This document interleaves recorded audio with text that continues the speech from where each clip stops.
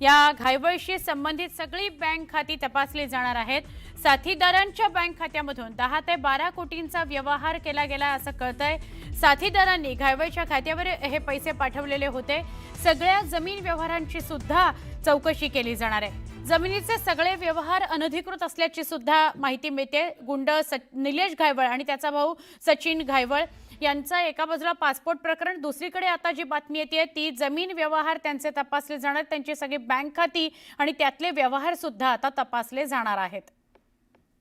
10 ते 12 कोटींचा व्यवहार झालेला होता असं कळतंय।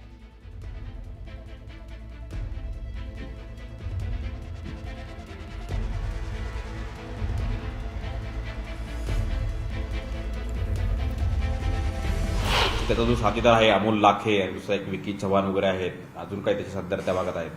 तर आपल्याला काही बँक अकाउंटची माहिती मिळाली आहे। याच्यामध्ये महाराष्ट्र ग्रामीण बँकेच्या अकाउंटवरती जवळपास 10 ते 12 कोटीचं ट्रान्झॅक्शन झालेलं आहे।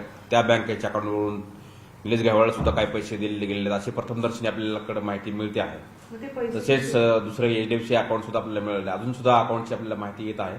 आणि ती जे अमोल लाखे आहे त्यातला आरोपी आहे त्याच्या अकाउंटवर काही याच्या अकाउंटवर सुद्धा पैसे गेलेले असं दिसत आहे। तो सुद्धा तपास पॅरलल आपला सुरू आहे।